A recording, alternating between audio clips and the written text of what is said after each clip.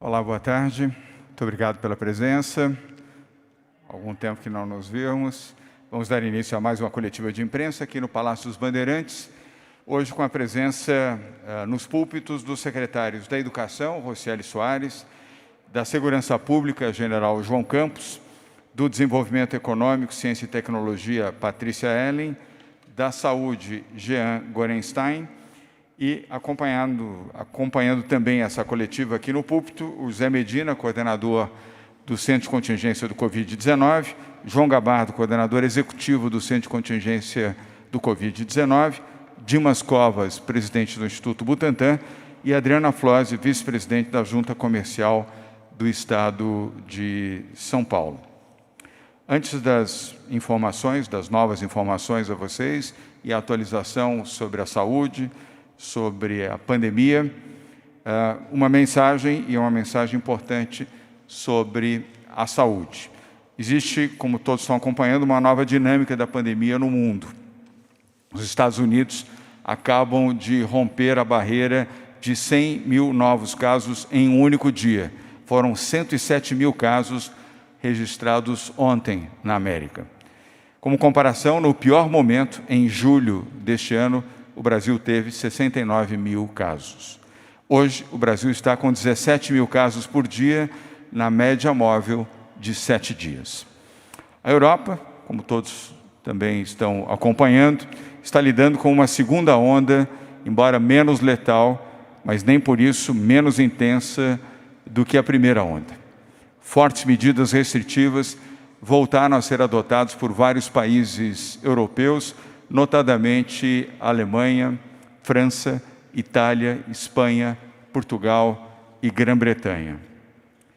Aqui em São Paulo, estamos no dia de hoje com indicadores que nos remetem ao primeiro instante da pandemia, entre março e abril. Aqui em São Paulo, a pandemia está sob controle e, graças ao Plano São Paulo, temos reduzido o número de internações, infecções e, felizmente, óbitos. Porém, relatos recentes indicam que estão se intensificando casos de contaminação a partir de encontros sociais. E é preciso alertar as pessoas que nós temos que ter cuidado. As pessoas não sabiam onde haviam se contaminado. Agora sabem. São almoços de família, reuniões em casas de amigos, visitas a parentes, rodas de conhecidos, balcão de bar, calçadões de praia e algumas outras áreas onde as pessoas, de forma descuidada, têm se encontrado sem o uso de máscara e sem a higienização das suas mãos. Relaxar as regras de distanciamento e uso de máscaras promove e contribui para a contaminação e, com isso, distancia a nossa possibilidade de reduzir mais rapidamente o número de infectados, de internações e também de mortes. Para que, no caso específico de São Paulo, possamos avançar na fase verde e seguir para a próxima fase, precisamos usar máscaras. Você que está nos assistindo agora aqui pela TV Cultura, por favor, não saia da sua casa, do seu ambiente de trabalho, sem usar a sua máscara e usar corretamente, cobrindo o seu nariz e a sua boca. Se a sua máscara for reutilizável, como essa que eu estou usando, lave à noite na sua casa para poder reutilizá-la. Se for uma máscara descartável, pelo menos 2 vezes por dia, você deve descartar a sua máscara e usar uma outra. Siga o distanciamento social de 1,5 metro para uma ou mais pessoas. Use álcool em gel e lave as suas mãos quantas vezes for possível. São medidas de higiene que ajudam a preservar a sua vida, a vida dos seus familiares, a vida dos seus amigos, vizinhos e das demais pessoas. Deixo aqui um apelo para que todos tenham consciência disso. Não ouçam vozes, nem palavras, nem recomendações diferentes destas. O vírus ainda está presente no Brasil, ainda está presente no mundo. Portanto, siga a orientação da medicina e da ciência. Use máscara sempre que sair do ambiente do seu trabalho ou da sua casa. Temos que manter toda a prudência possível até a chegada da vacina e a imunização pelas vacinas. Agora vamos às informações de hoje. São 3 informações, além da atualização na saúde.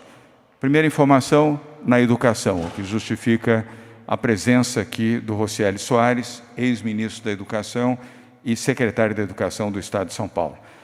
E é uma informação importante. Adesão de 400 novas escolas de ensino em tempo integral, crescendo 300% o número de escolas em ensino integral no Estado de São Paulo. São 400 novas escolas que vão começar a funcionar a partir de fevereiro de 2021 em tempo integral. Com isso, o número de unidades funcionando em tempo integral vai triplicar no Estado de São Paulo. Vão saltar de 364 em 2018 para 1.064 a partir de fevereiro próximo. Com este aumento de 300% no número de escolas, o ensino em tempo integral vai chegar a mais de 500 mil alunos, 500 mil de alunos em 2021.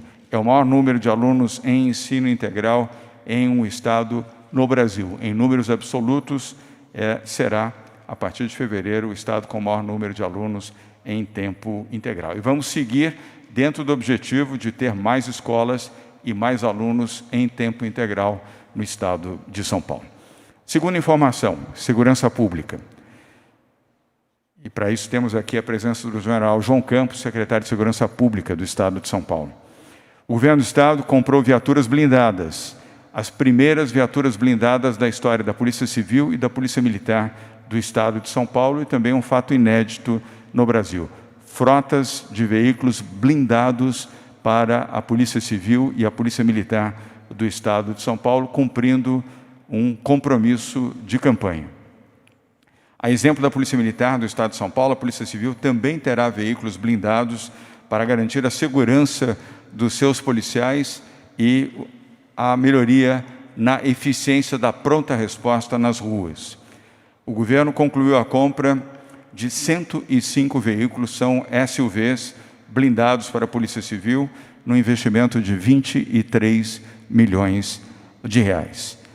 Todos os veículos estarão disponíveis para ações de policiamento a partir de março do ano que vem. Já a Polícia Militar, 70 veículos blindados da PM já estarão em operação agora em dezembro. Já no início do próximo mês de dezembro, os primeiros 70 veículos blindados da Polícia Militar do Estado de São Paulo. E asseguro também que a maioria expressiva de todas as compras de novos veículos para a Polícia Militar e para a Polícia Civil serão veículos blindados, e todos eles testados previamente pela balística da Polícia Militar do Estado de São Paulo.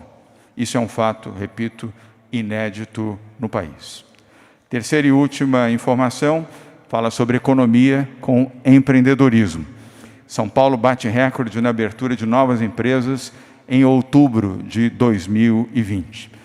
Com a abertura de mais de 24.700 novas empresas em outubro deste ano, o Estado de São Paulo registrou aumento de 31% no volume de empresas abertas em relação ao mesmo mês do ano passado. É um novo recorde histórico. Esta é a terceira quebra seguida de recorde histórico de abertura de novas empresas em São Paulo, que demonstra que a economia do Estado de São Paulo está se recuperando. Nós, evidentemente, temos que, no Estado de São Paulo, destacar as notícias tristes da pandemia, mas não podemos deixar de destacar as boas notícias da recuperação econômica do Estado de São Paulo. E este é um dado concreto e efetivo, o aumento do número de registro de novas empresas em São Paulo, recorde histórico, não é o recorde destes meses de pandemia a partir de março, é recorde na história da economia do Estado de São Paulo. E seguindo com a mesma ordem dessas 3 informações, e na sequência as informações também da saúde, evidentemente, começamos com a educação, com Rocieli Soares, secretário de Educação do Estado de São Paulo, e como todos sabem, ex-ministro da Educação no governo Michel Temer. Por favor, Rosselli. Obrigado, governador. Bom dia a todos. Essas são notícias muito importantes para o Estado de São Paulo. Essa é uma política cada vez mais consolidada no país. No Brasil, ainda temos uma discussão sobre ter escolas de tempo integral e não apenas escolas que consigam dar acesso. Em lugares que avançaram muito na educação no mundo, existe a escola, que é em tempo integral, de forma geral. Nós aqui estamos ainda avançando, mas é importante que esse avanço se acelere e que nós tenhamos cada vez mais esse olhar para que uma rede como a São Paulo ou que o Brasil avance. Então, pode passar, por favor? Falando da expansão, acho que é importante lembrar os resultados desse ano do Estado de São Paulo, foram muito importantes. Foi o ano que nós mais crescemos no IDEB do ensino médio. Estamos na liderança dos anos finais e dos anos iniciais na rede pública também. São resultados muito importantes que São Paulo alcançou. E para que a gente continue, vale destacar aqui, em questão de tempo integral, pode passar, por favor? É que o resultado, quando comparado do tempo integral com o tempo regular cresceu muito no Estado de São Paulo, mas as escolas de tempo integral cresceram 32% a mais. E quando você compara o indicador do Estado de São Paulo com as escolas de tempo integral versus as escolas regulares, o crescimento, portanto, faz uma diferença muito grande. Por isso, nós estamos priorizando colocar sempre em escolas maiores para os alunos que mais precisam. Essa tem sido uma diretriz fundamental. Nós estamos trabalhando para que isso seja uma discussão de crescimento constante para que a rede de São Paulo nos próximos anos consiga chegar no nível mais alto de tempo integral. Como o governador já salientou, já somos a maior rede a partir de agora, em números absolutos, obviamente, em número de alunos, em número de escolas de tempo integral no Brasil. Pode passar. Aqui é só para vocês entenderem o crescimento ao longo dos anos, especialmente sexto ao nono ensino médio, que nós estamos chegando a 1.064 escolas com esse avanço dessas 400. Nós já tínhamos crescido 247 no ano passado. No nosso primeiro ano, crescemos 53, feitos os ajustes, e todos os anos estamos sempre buscando nos reorganizar. Estamos crescendo mais ainda e vamos continuar em passos firmes, como disse, priorizando especialmente nesse momento sexto ao nono ensino médio, mas crescendo firmemente nessa direção. Pode passar. Crescemos 4 vezes mais o número de alunos desde 2019, quando assumimos para cá. Nós tínhamos 4% da rede em tempo integral, nós estamos indo para 542 mil alunos, 15% da rede do Estado de São Paulo, da rede estadual, passa a ser de tempo integral, 254 mil alunos somente nessa virada, a mais no sexto ao nono e no ensino médio. É certamente o maior crescimento do Brasil também. Pode passar. Algo importante é que a gente está cada vez mais, essa política estava concentrada em menos municípios, hoje nós estamos chegando já em mais 82 municípios novos, já temos, caro secretário Vignoli, que é uma demanda de muitos prefeitos, parlamentares do nosso Estado, o crescimento pela rede de tempo integral. Estamos chegando a 48% dos municípios do Estado de São Paulo já com alguma escola de tempo integral. Esse é um número muito importante, porque também queremos que chegue a todos, independente do tamanho do município, independente de demais condições, temos que resolver e continuar avançando.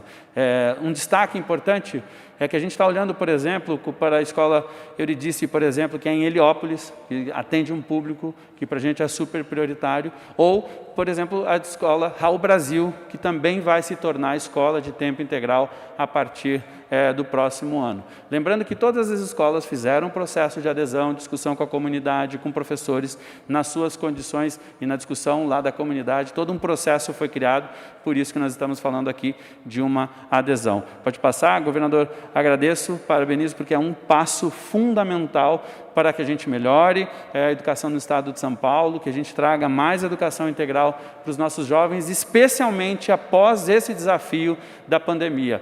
Nós temos uma política que está sendo discutida para que a gente melhore em inúmeras outras frentes, mas especialmente pós-pandemia, a preocupação com o aprendizado é gigantesco. E as escolas de tempo integral são um passo importante que a gente está buscando fazer nesse momento.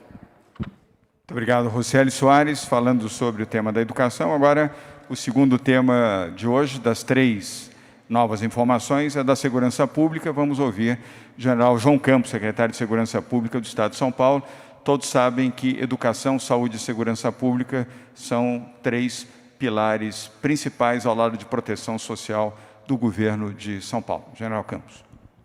Senhor governador, senhoras e senhores, boa tarde. Senhor governador, grato pela oportunidade e grato também em nome dos nossos policiais por essa iniciativa, uma meta que nós iniciamos a sua consecução. Certamente estaremos até o final da gestão com mais viaturas, que é um equipamento fundamental para o policiamento e para o nosso trabalho. Notável, senhor governador, é que até agora, nesses 22 meses, o senhor entregou para as polícias 4.294 viaturas. Isso é um fato notável. E agora 70 viaturas, um início para a Polícia Militar, para a Tropa Especial, e 105 viaturas com proteção blindada para a Polícia Civil. Isso aumenta a qualidade do trabalho e protege os policiais. E assim o fazendo, o senhor está os valorizando grandemente. Muitíssimo obrigado, Ana. Obrigado, general Campos. Lembrando que mais 60 veículos blindados serão destinados também à Polícia Militar do Estado de São Paulo. No total serão 130 veículos blindados para a PM nesta primeira compra e 70 veículos blindados para a Polícia Civil do Estado de São Paulo. Lembro que também fizemos uma compra de quase 50 mil armas Glock, que são as pistolas que a polícia americana utiliza, o FBI, a polícia de Los Angeles, de Nova York e de Chicago. São pistolas austríacas que compramos em pregão internacional e pagamos menos do que as pistolas fabricadas no Brasil. Nada contra a indústria nacional, mas tudo a favor de melhor qualidade e menor preço. Agora o tema é economia com empreendedorismo. Vamos ouvir a Patrícia Ellen, secretária de Desenvolvimento Econômico do Estado de São Paulo. Patrícia. Muito obrigada, governador. Nesse momento que todos nós estamos precisando de esperança, ter um dia onde temos anúncios concretos de um salto tão significativo na educação, também com conforto da segurança para a população, temos mais um fator aqui de muita esperança e de celebração no Estado de São Paulo, que é esse novo recorde em outubro de abertura de novas empresas. Nós já havíamos registrado recordes no mês de agosto e no mês de setembro, e agora no mês de outubro alcançamos o maior número de novas empresas registradas na junta comercial, 24.734 empresas. Esse é um número 31% acima do mesmo mês no ano passado. Lembrando que no ano passado nós registramos o maior número da história da junta comercial de empresas abertas durante o ano.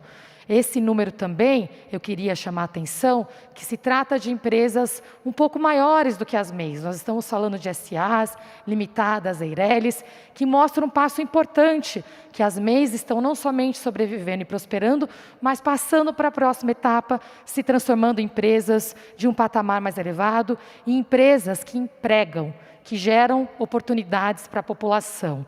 Isso se dá graças não somente à coragem do governador João Dória de isentar a tarifa de abertura de empresas por 2 meses seguidos, numa iniciativa inédita no Brasil, mas também por um esforço conjunto, colaborativo, em equipe, não somente com a liderança da JUSCESP, mas também com o SEBRAE. Nós lançamos em parceria o programa Empreenda Rápido, que é o maior programa de empreendedorismo do Brasil hoje, e nesse programa nós apoiamos os empreendedores a se formalizarem, a se capacitarem, a terem acesso a crédito, porque nós precisamos que suas empresas prosperem. Cada empreendedor, cada empreendedora que prospera, gera empregos e gera prosperidade para toda a população. Na próxima página, lembrando que esse número também se reflete no saldo líquido de empresas. Esse recorde impressiona ainda mais, porque nós estamos abrindo mais empresas desse patamar e fechando menos empresas, apesar de todas as facilidades de processo e de agilidade de abertura e fechamento que foram implantadas na junta comercial. Nós tivemos um saldo líquido de 14 mil empresas, que representa um aumento de 75% com relação ao mesmo período no ano passado. Fruto do esforço de todos nós, na próxima página, e aqui especialmente essa dispensa de pagamento da tarifa de abertura, uma campanha que se encerrou agora no dia 23 de outubro, mas mais importante, fruto da resiliência e do empreendedorismo dos cidadãos de São Paulo. Muito obrigada e vamos seguir todos juntos e comprometidos com a retomada do emprego e renda no estado de São Paulo e no Brasil. Obrigado, Patrícia. Vou pedir apenas para voltar ao último slide que nós exibimos aqui. Temos como colocar?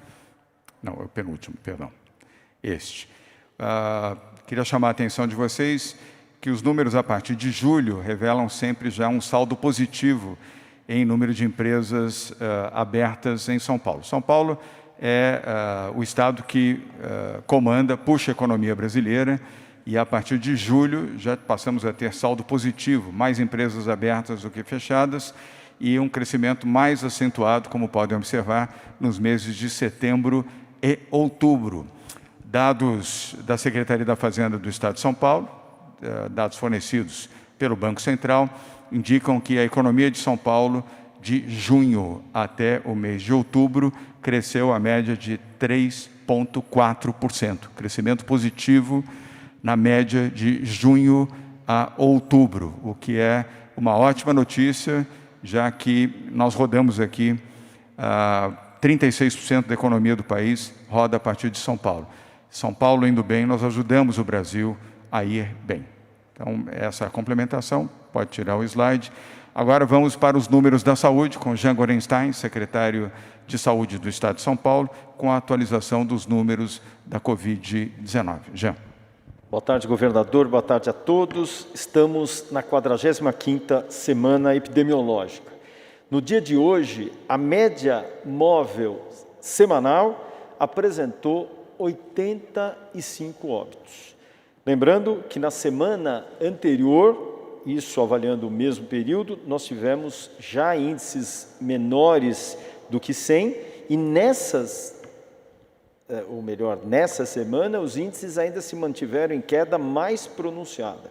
Quer dizer, esse índice menor do que 90 foi aquele similar obtido na última semana de abril. Portanto, um número bastante expressivo.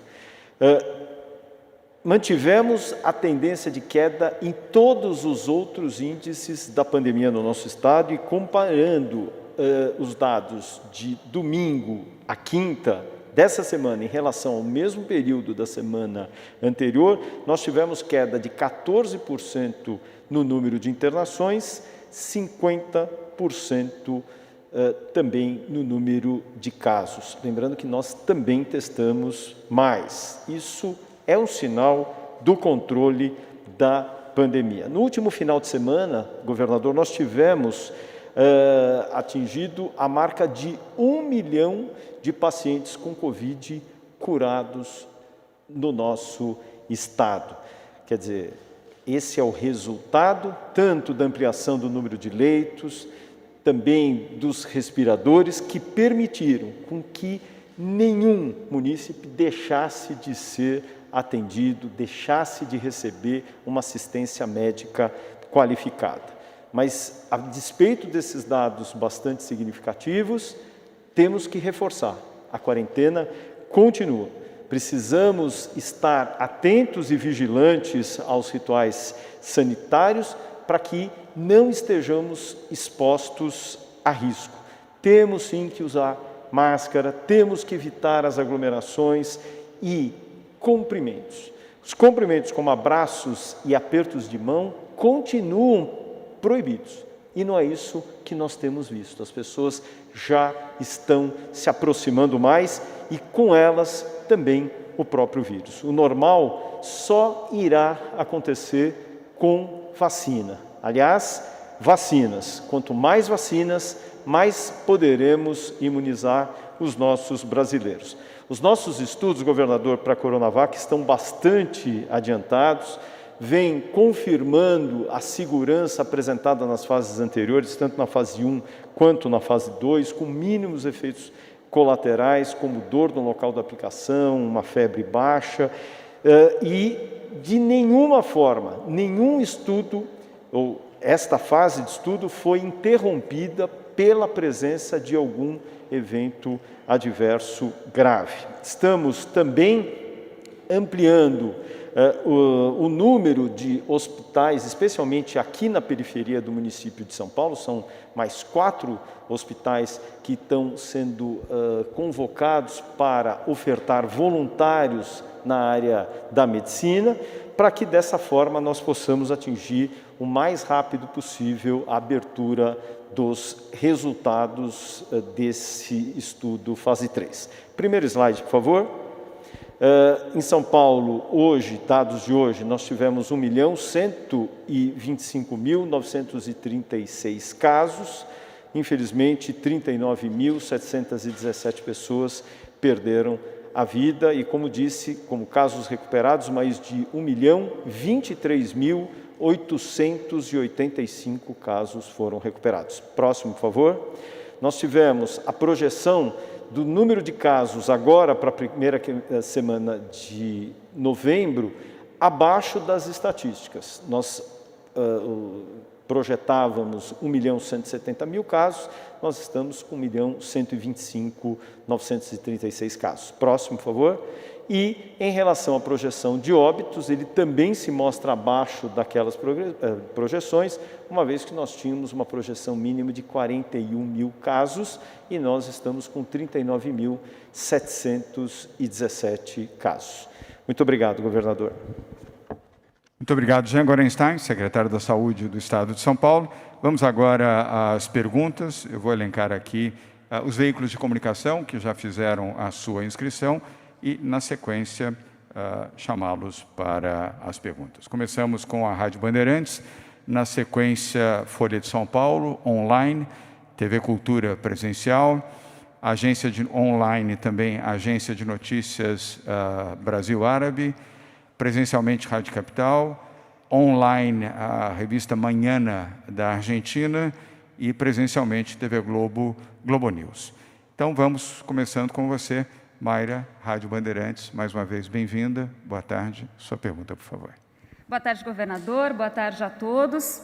Bom, minhas perguntas são relacionadas à vacina. Eu queria saber se tem expectativa de convocar novos voluntários, além dos 13.000 que já estavam aprovados ali pela Anvisa. Também queria saber se assim que a matéria-prima chegar aqui no Brasil da China, já começa a produção imediatamente ou se precisa ainda de alguma aprovação. E se está havendo alguma conversa com o governo chinês para acompanhar essa liberação, se é normal, né, essa demora e se está sendo acompanhado isso aí de perto com eles. Obrigada. Obrigado, Mayra. Vou pedir ao Dimas Covas, presidente do Instituto Butantan, evidentemente, para responder às suas perguntas. Dimas. Obrigado, governador. Bom, Mayra, em relação à primeira pergunta, o objetivo é ainda manter os 13.000, não será necessário nesse momento a ampliação. Nós temos já alguns dados que são muito animadores e esses dados indicam que a incidência de infecção na coorte já de mais de 9.000 voluntários vacinados, ela é em torno de 2%. E, portanto, aplicando essa regra, nós teremos já potencialmente, 180 pessoas dentro da coorte de vacinados com infecção ou em vias de adquirir a infecção. E, portanto, isso indica que a população escolhida foi a população correta, e, portanto, os dados de eficácia podem aparecer a qualquer momento. Com relação à matéria-prima, sim, chegando à matéria-prima, a parte de produção do Butantan está pronta, a parte de controle de qualidade já desenvolvida. Chegando à matéria-prima, inicia-se a produção O Butantan tem uma capacidade de produzir 1 milhão de vacinas por dia, especificamente dessa vacina, e, portanto, rapidamente nós teremos aí o quantitativo de doses já previamente anunciado de 40 milhões de doses. Existe acompanhamento, sim. O Estado de São Paulo tem um escritório em Xangai, um escritório do Invest São Paulo, e o nosso representante tem acompanhado pessoalmente todas as atividades, não só na Sinovac, como também acompanhado toda a movimentação da burocracia chinesa. Estamos aguardando a autorização para a exportação do Ministério do Comércio Exterior da China e esperamos que isso aconteça muito rapidamente. Obrigado. Obrigado, Dimas Covas. Vou pedir apenas uma breve complementação por parte do nosso secretário da Saúde, Mayra Jean Gorenstein, que, como você sabe, é médico infectologista do Hospital das Clínicas, do Instituto Emílio Ribas. Apenas uma pequena complementação. É importante, sempre que nós ressaltamos que desses trabalhos a gente atinja a possibilidade de análise de eficácia, nós temos aí um grupo que faça ou que faz uso da própria vacina, mas nós temos também o outro braço, que são aqueles que recebem um produto incólume que é um placebo, que não tem o efeito da vacina. Então, isso é importante que nós estejamos avaliando, porque essa análise desse grupo que tomou a vacina vai reforçar o quanto nós temos uma vacina que tem o seu caráter de proteção. Isso vai dar exatamente essa chancela do quanto uma vacina tem a capacidade de fazer aquilo que ela se propõe, que é de proteção contra um agente específico. Obrigado, Jean. Bem, Mayra, obrigado pelas perguntas. Vamos agora para uma pergunta online da Folha de São Paulo, a jornalista Isabela Palhares. Vamos colocá-la em tela. Já em tela. Isabela, boa tarde, obrigado por participar. Sua pergunta, por favor. Boa tarde, governador, obrigada. Governador, o senhor falou que São Paulo é o estado que vai ter o maior número de matrículas em tempo integral, mas São Paulo também é o estado mais rico com a maior rede de ensino pública aí do país. Com esse anúncio, o estado vai chegar a ter 1/5 das escolas, das 5.000, com matrículas nessa modalidade. O senhor acha que nesse ritmo vai ser possível cumprir nos próximos 3 anos aí a meta do Plano Nacional de Educação para a gente ter metade das escolas nessa modalidade de tempo integral? E queria também perguntar para o secretário Bossielli, o senhor disse que as escolas que vão receber o programa são escolas em áreas mais vulneráveis. Quais foram os critérios para selecionar essas escolas? São escolas que nos últimos anos não conseguiram bater as metas do IDEB? São escolas com alunos mais pobres?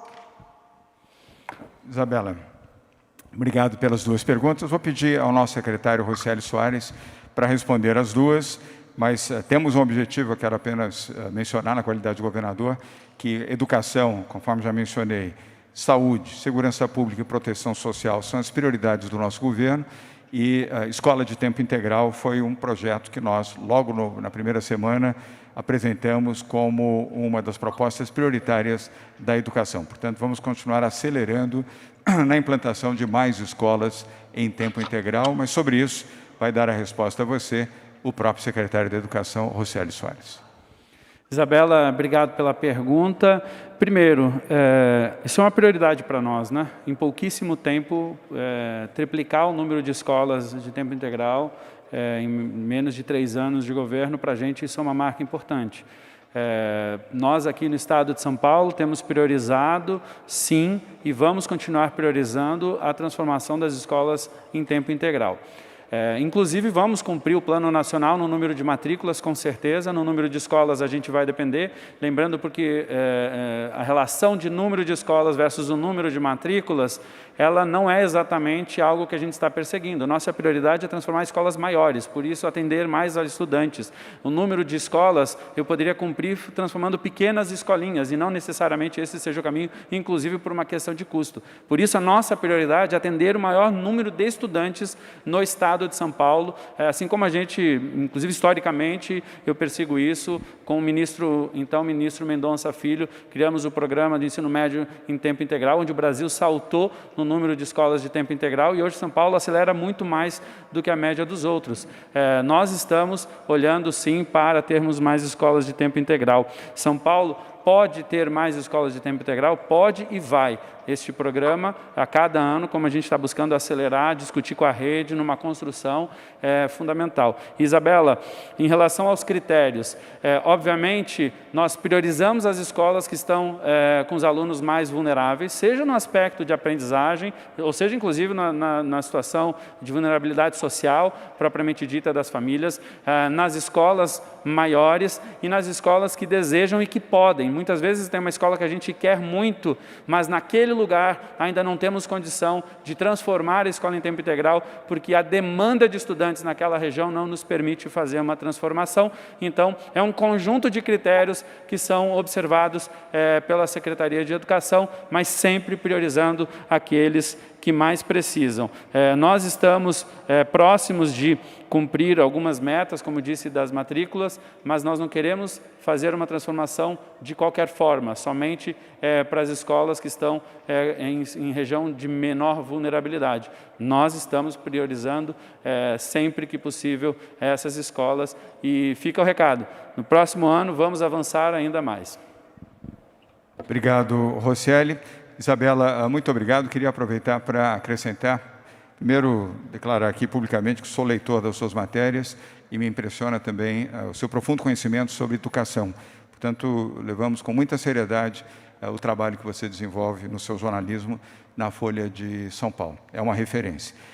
E quero aproveitar para dizer que São Paulo tem na educação, sob a liderança do ex-ministro Rocieli Soares, também do Haroldo Corrêa, que é o nosso secretário executivo e foi secretário de Educação do governo do Espírito Santo, assim como da professora Raquel, que foi secretária de Educação do governo de Goiás, ambos no último governo, que antecede o atual, nos dão uma estruturação ao lado de professores, mestres e colaboradores da Secretaria da Educação, um rumo certo. Portanto, vamos seguir de forma acelerada na ampliação de escolas de tempo integral e mantendo a liderança do IDEB, que recuperamos depois de 7 anos. Obrigado mais uma vez a você, Isabela, pela sua participação.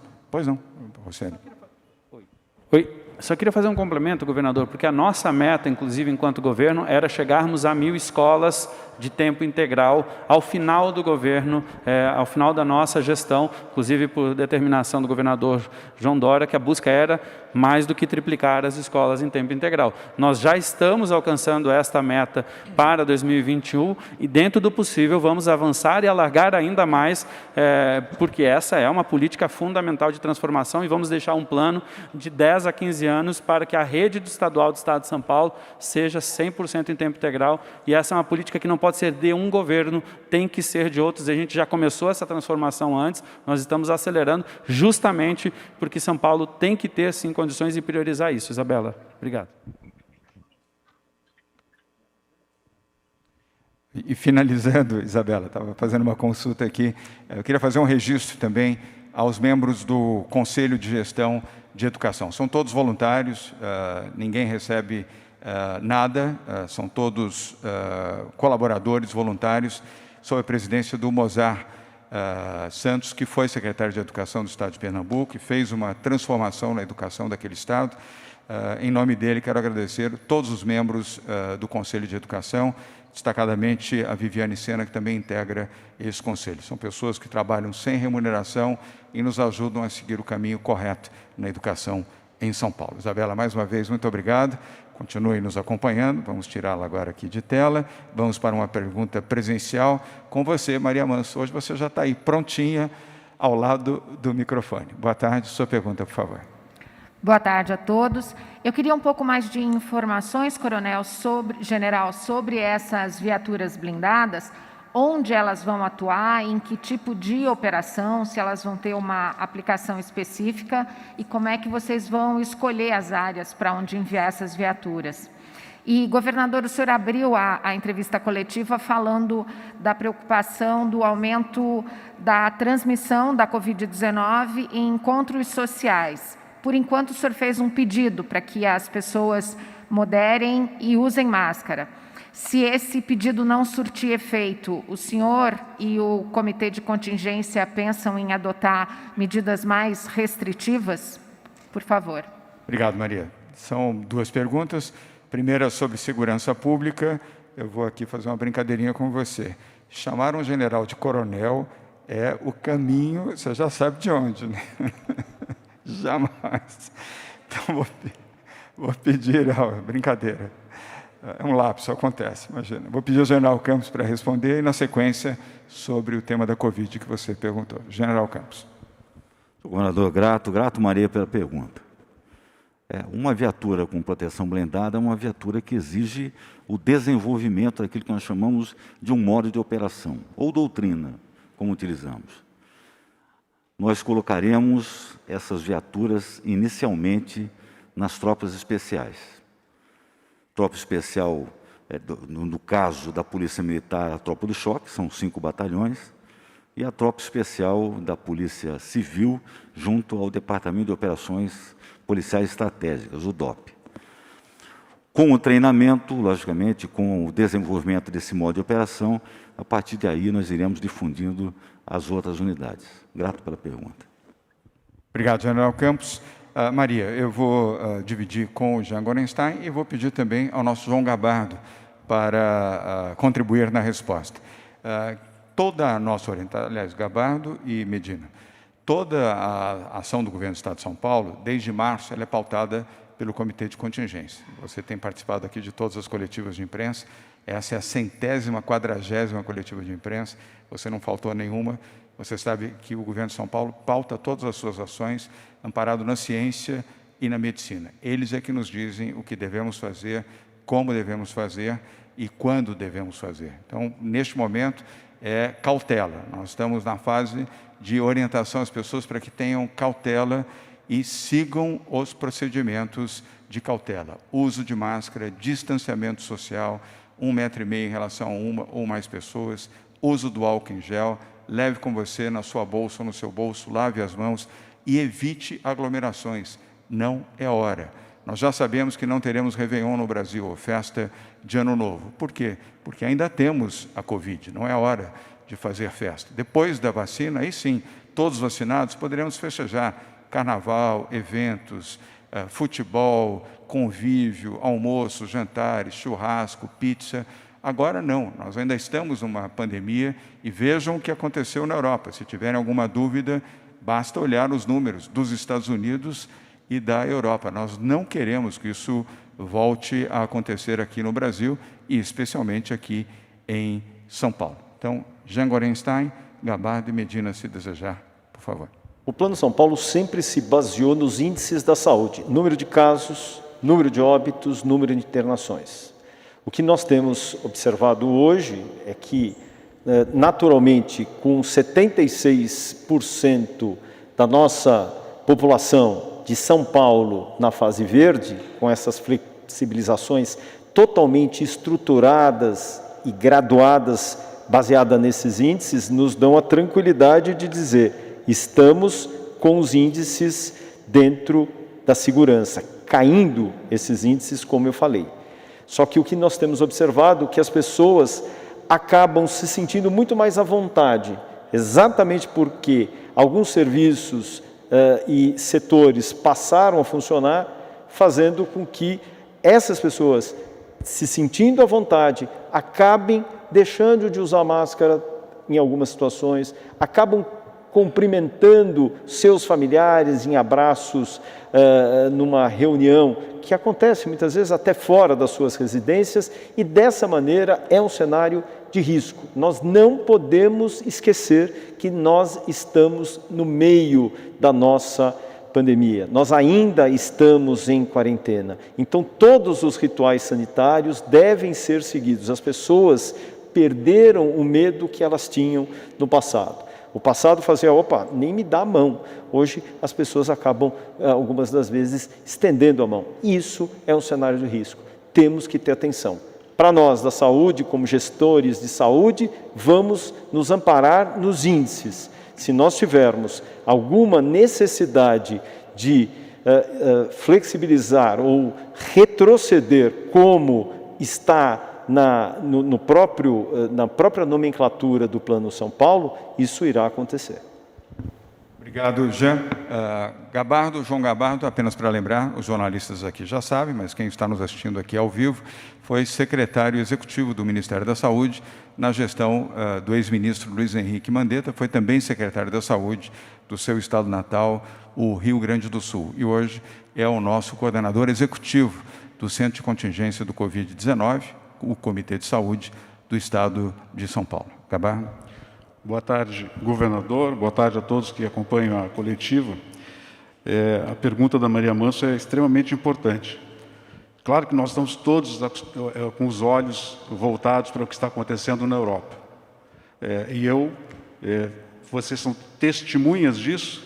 Eu vinha sempre dizendo que o que estava acontecendo na Europa era um aumento na transmissão do vírus para as pessoas mais jovens, para as pessoas sadias, e que isso não estava sendo acompanhado de um aumento do número de internações e nem no aumento do número de óbitos.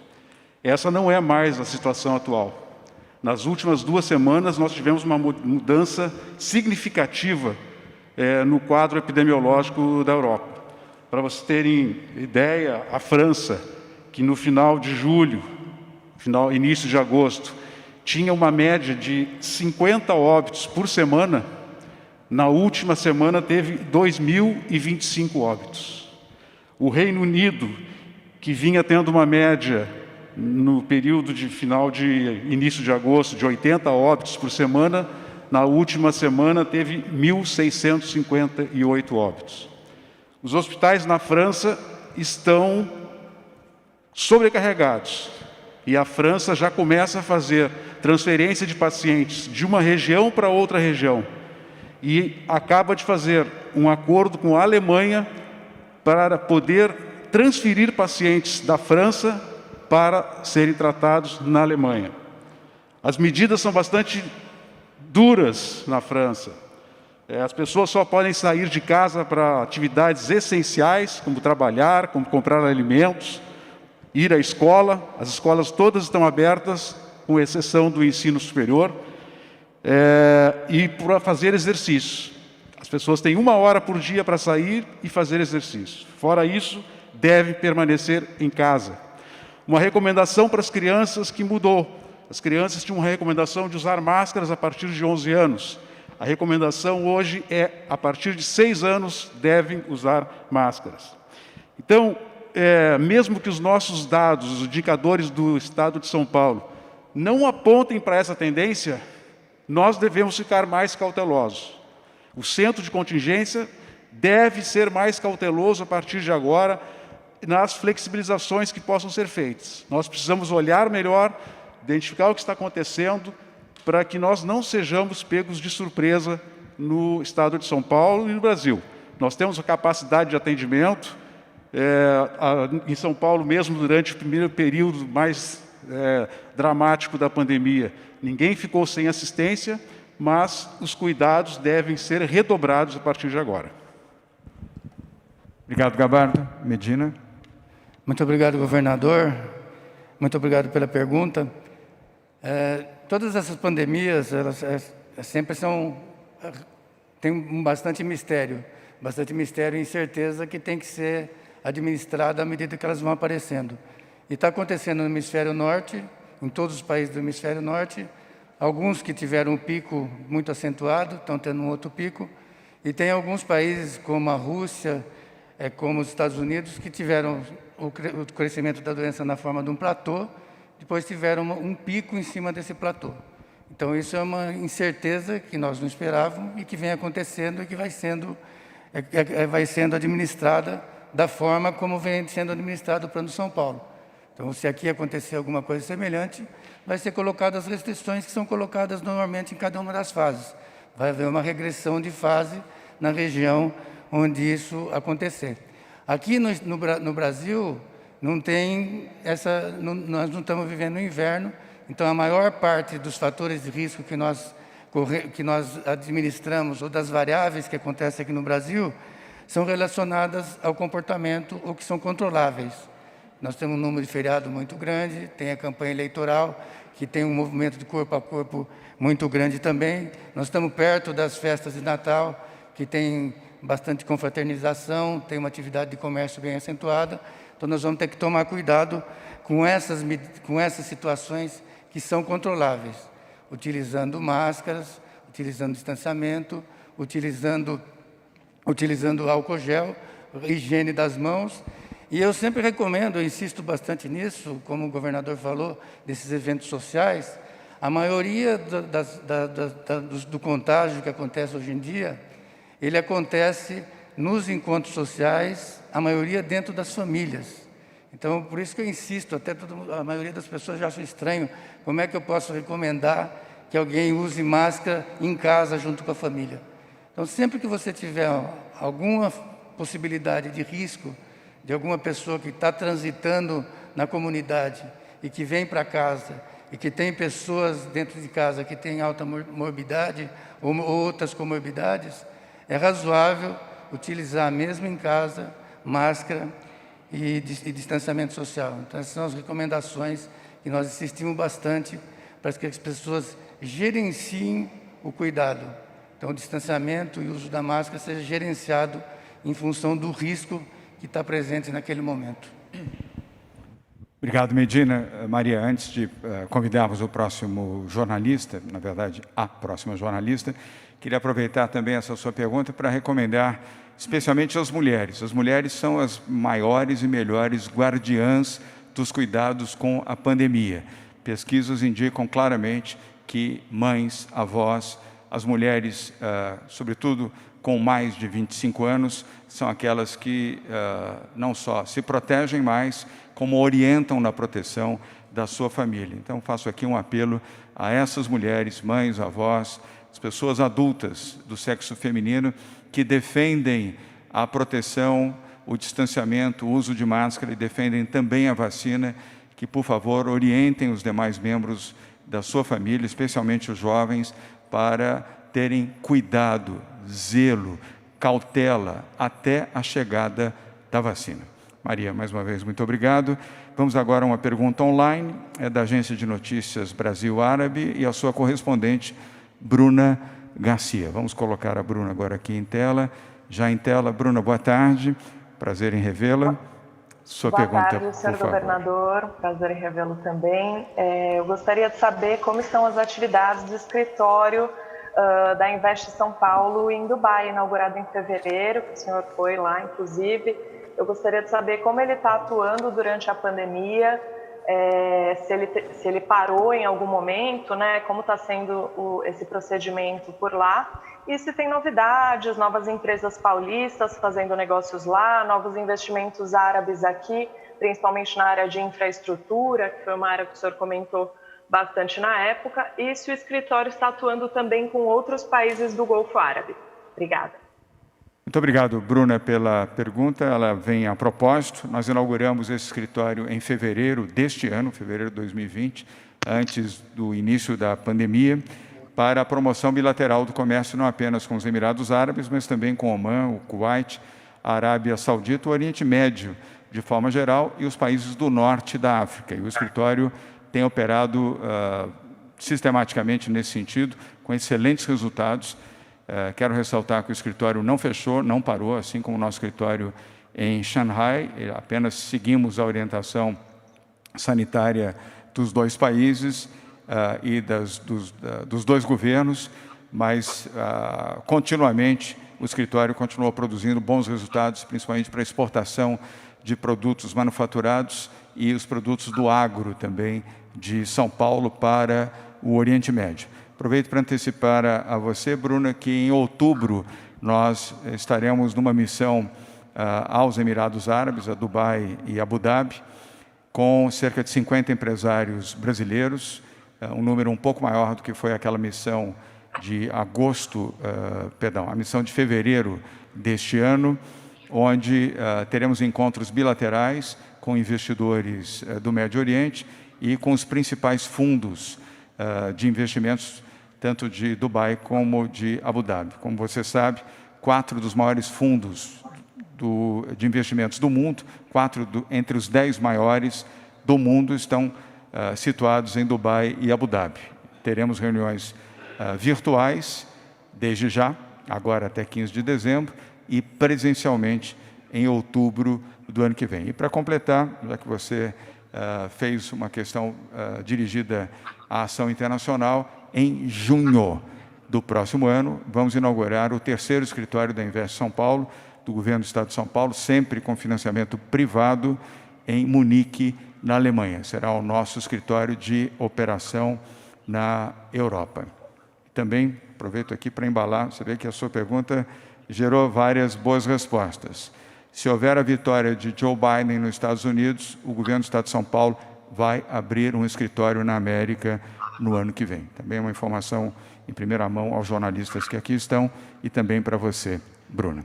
Vamos agora tirá-la aqui de tela, continue aqui acompanhando a coletiva. Vamos agora a uma pergunta presencial da jornalista Carla Mota, da Rádio Capital. Carla, prazer em revê-la. Boa tarde, sua pergunta, por favor. Boa tarde a todos. Meus questionamentos são todos hoje na área da educação. Primeiro, secretário, nessa semana, o senhor falou que as férias de janeiro estavam mantidas. Eu queria saber se houve alguma mudança aí depois desse anúncio da aprovação automática. Outro questionamento também é se no ano que vem a Secretaria pretende aí convocar novos professores, incluindo aí os professores eventuais, para poder suprir aí a demanda, já que a gente vai ter reforço, tem novos alunos chegando e também tem aí a criação do 4º ano, que por sinal teve uma grande procura. E para fechar, a gente desde o dia 8 de setembro teve aí várias escolas abertas. Eu queria saber se tem algum balanço aí de algum caso de Covid, eu queria saber se a Secretaria tem esse dado para trazer para a gente.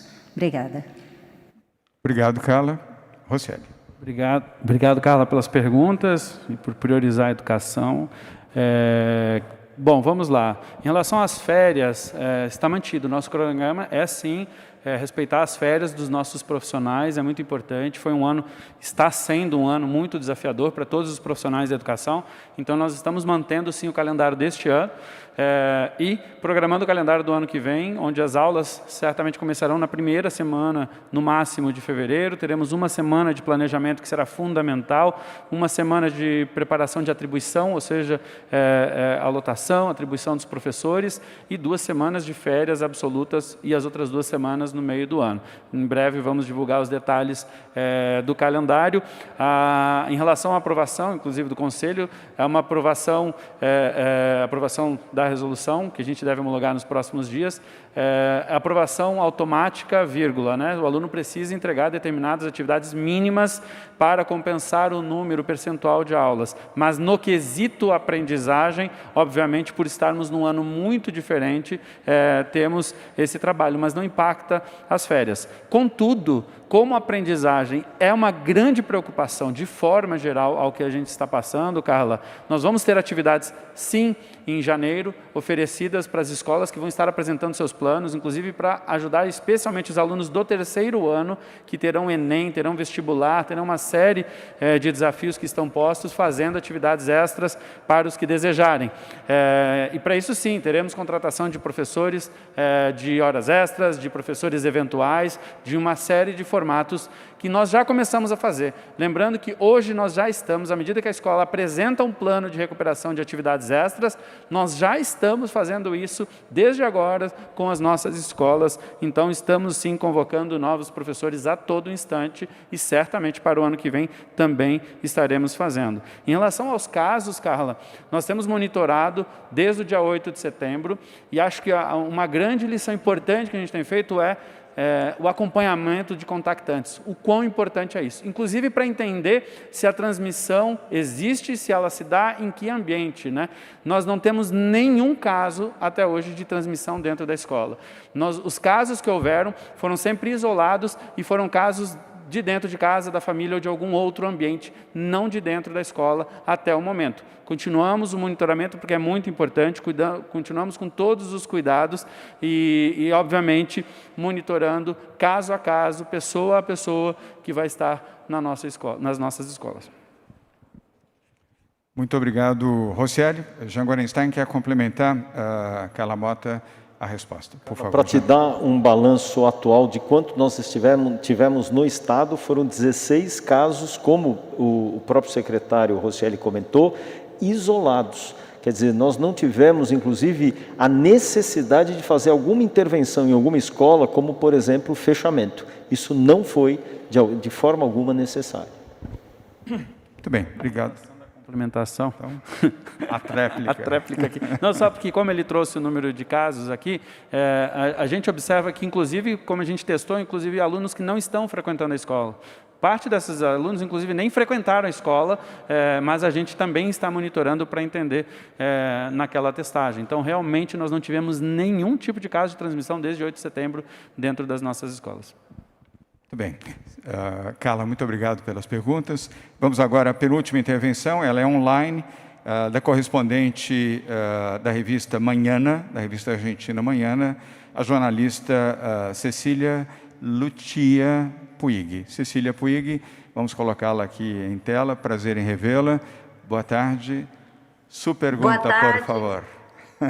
Boa tarde, senhor governador João Dória. Boa tarde a todos os que acompanham essa coletiva de imprensa aqui de Buenos Aires. Eu gostaria de fazer uma pergunta sobre a região. Como poderiam os líderes políticos e econômicos gerar maiores consensos público-privados para o benefício do Brasil, da Argentina e da região? E também gostaria de saber acha de qual será o impacto das eleições dos Estados Unidos da região. Cecília, muito obrigado pelas suas perguntas, são duas. Em relação ao Mercosul e especificamente à Argentina, São Paulo trata com a seriedade necessária. A Argentina é um dos 5 maiores parceiros comerciais do Estado de São Paulo. Tem um comércio bilateral intenso, e bastante fortalecido, sobretudo na indústria automobilística e no setor de agronegócios, mas também em tecnologia e outros bens manufaturados. Nosso objetivo é ampliar ainda mais e intensificar as relações bilaterais comerciais com a Argentina e com os demais países que integram o Mercosul. Em relação ao tema dos Estados Unidos, evidentemente vamos aguardar o resultado das eleições, mas antecipo que, se eleito for, Joe Biden terá uma outra visão em relação ao continente latino-americano, com toda a segurança, com toda a certeza, e de forma mais integradora, a meu ver. Será bom para a Argentina, bom para o Mercosul e, espero, bom para o Brasil. Para São Paulo, eu antecipo a você, não tenho nenhuma dúvida de que será muito bom. Os Estados Unidos da América é um parceiro importante, é o segundo maior parceiro comercial do Brasil, o segundo maior parceiro comercial do Estado de São Paulo. Poderemos, com a confirmação da eleição de Joe Biden como presidente dos Estados Unidos, fortalecer ainda mais esta relação e, ao mesmo tempo, retirar esse estigma de contrariedade em relação à China. Tenho a convicção também que o governo americano, obviamente, dentro da sua política econômica, da sua política diplomática, num novo governo, terá uma visão diferente em relação à China do que tem o atual presidente Donald Trump. E isso também, a meu ver, será contributivo na harmonização das relações com o Mercosul. Então, Cecília, muitas graças por sua pergunta. Vamos agora tirá-la aqui de tela. Continue nos acompanhando, porque vamos para a última pergunta de hoje, que é do jornalista William Cury, da TV Globo News. Will, boa tarde. Prazer em tê-lo aqui conosco. Sua pergunta, por favor. Boa tarde a todos. Tenho 2 perguntas. Primeiro, em relação às vacinas, o Butantan está pronto para produzir 1 milhão de doses de vacina por dia, só que ainda está parado, no trâmite lá na China, ainda para importação. E para conseguir ter 46 milhões de doses até o fim do ano, 6 milhões chegam prontas, outras 40 milhões para serem produzidas aqui, até o dia 20 desse mês teria que chegar a matéria-prima. Eu queria saber qual que é a expectativa, o que está acontecendo e quando que as vacinas devem chegar, e se os 6 milhões de doses iniciais que viriam prontas e deveriam ter chegado já na segunda-feira, se elas chegaram ou se também vão chegar junto com a matéria-prima para a produção das 40 milhões de doses da Coronavac.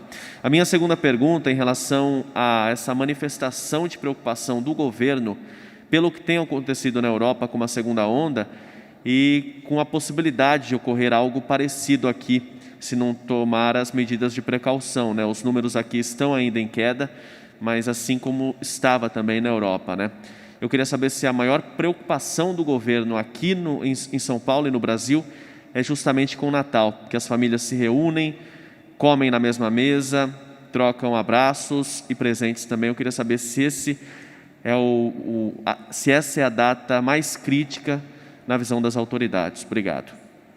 Obrigado, Will.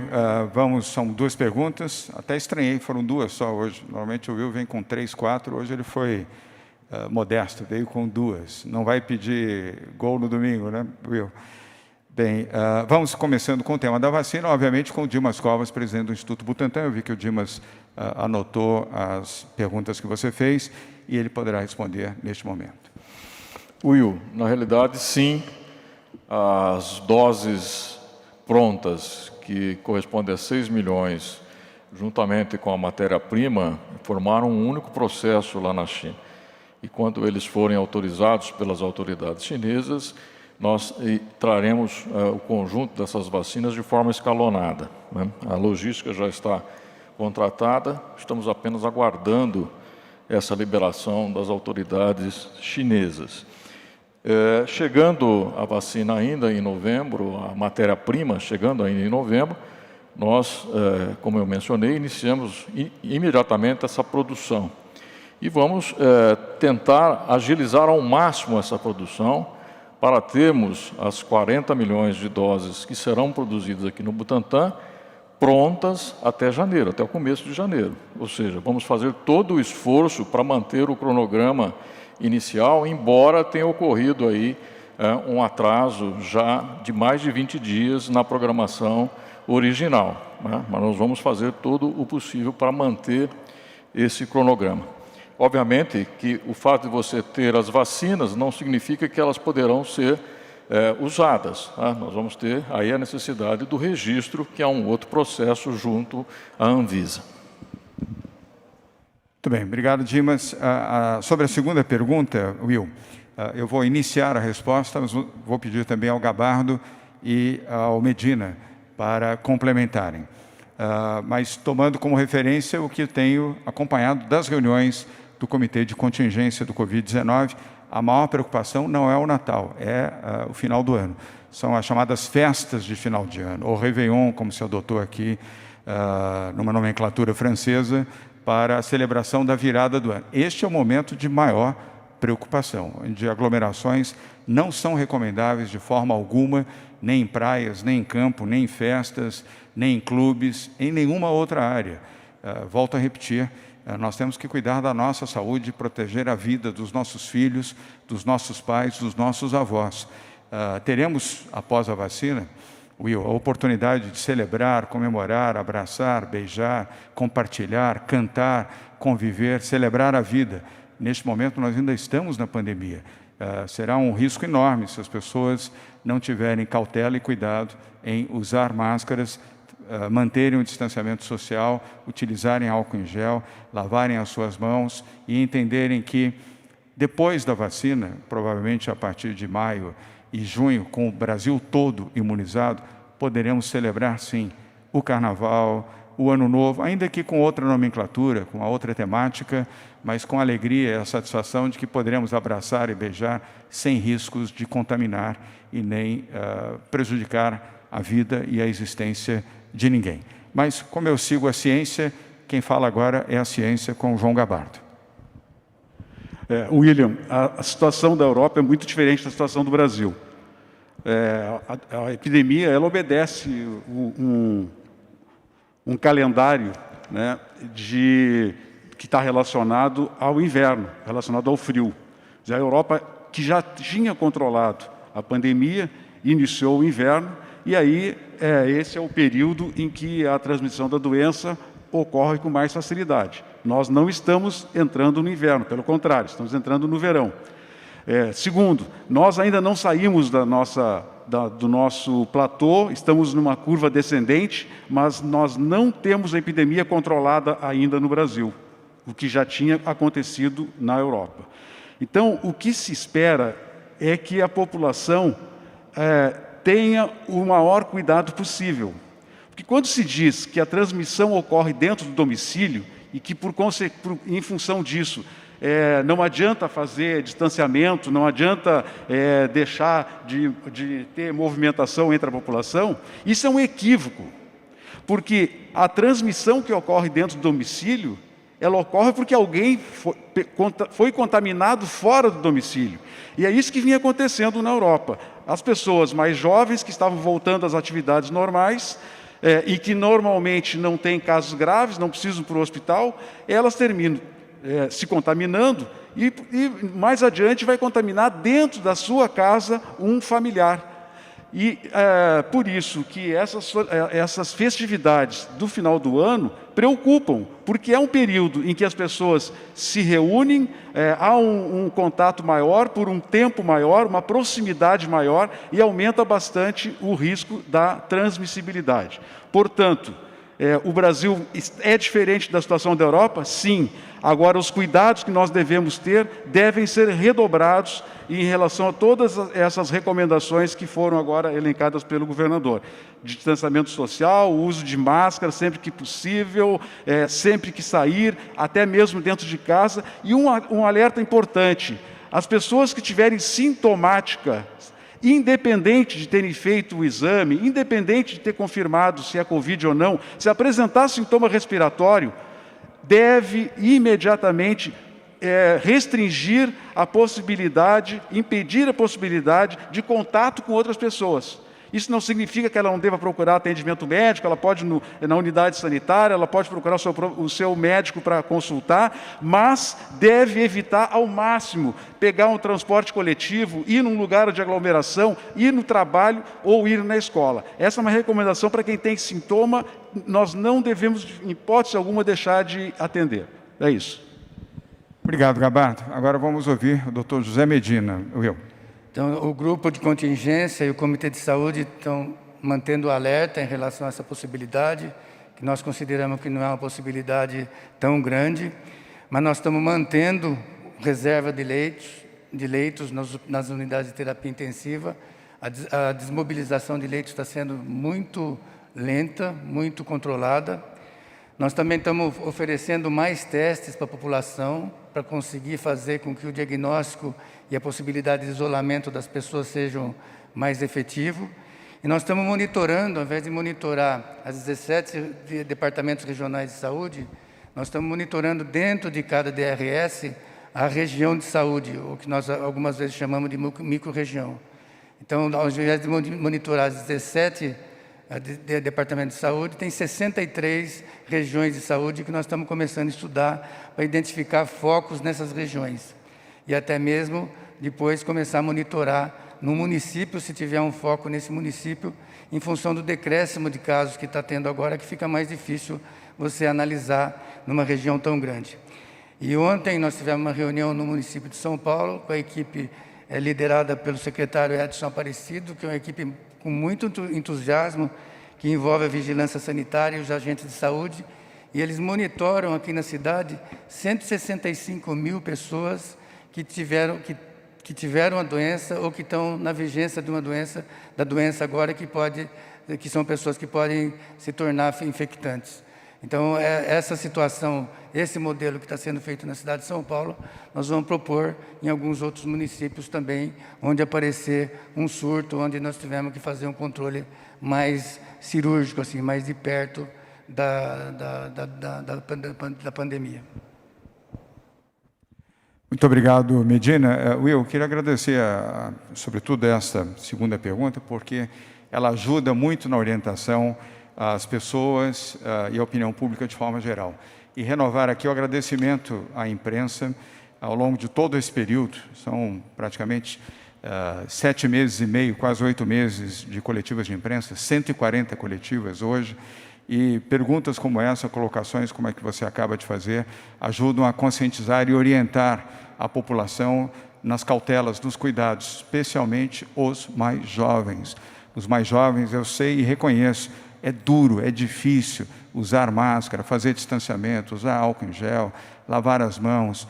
É o contrário daquilo que a juventude brasileira sempre teve como princípio da fraternidade, da amorosidade, do envolvimento, da capacidade de fazer amigos e conviver com amigos. Mas nós estamos diante de uma pandemia que já vitimou milhares de pessoas e infectou mais de 1 milhão de pessoas no Brasil. Precisamos ter cautela e cuidado.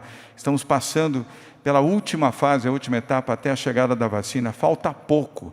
Com a chegada da vacina e a imunização, nós estaremos a salvo e vivos para podermos celebrar, comemorar, abraçar, sorrir, desfrutar a vida e celebrar a existência. Mas até lá, cautela, muita cautela.